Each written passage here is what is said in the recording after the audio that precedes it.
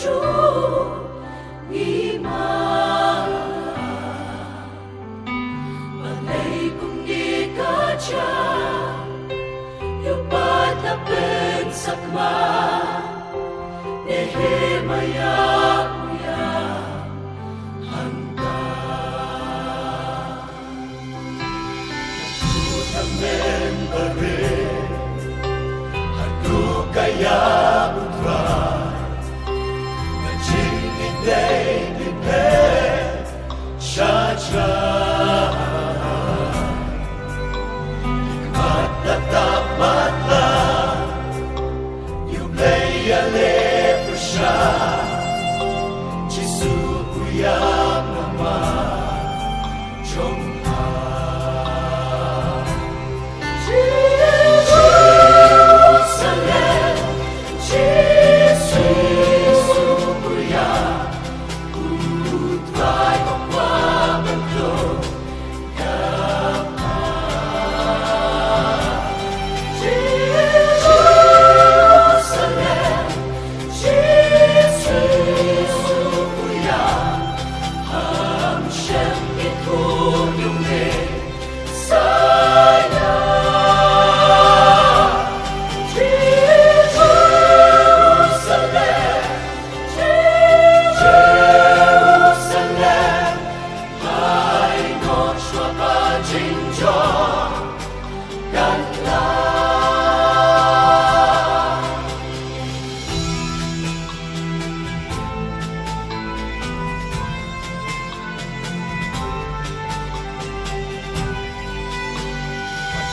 Bajing sarong ang hagang malaki Mayag ikmat kitben kami Supay kumparisi Upek iba't hakti Jesu kuyang naman Jong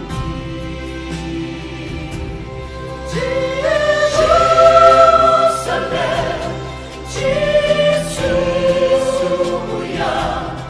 Utay magwapaglo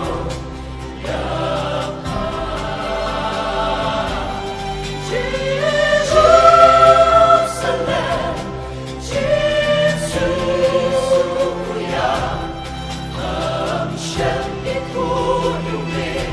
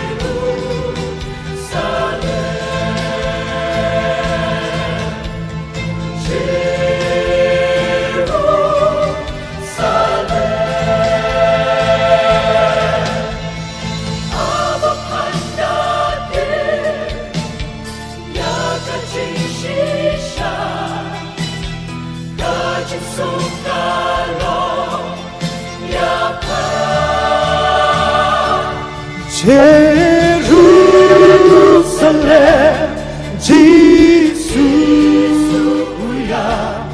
Utray magwapaglo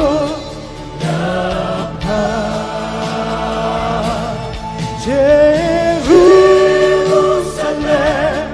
Jisukuyang Ang siyang ituyungin saya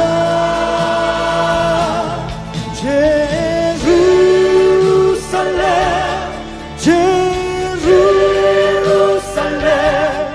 ay no siya bajinjo kanlawa. Jerusalem, Jerusalem, ay no siya bajinjo ခြင်းကြောင့်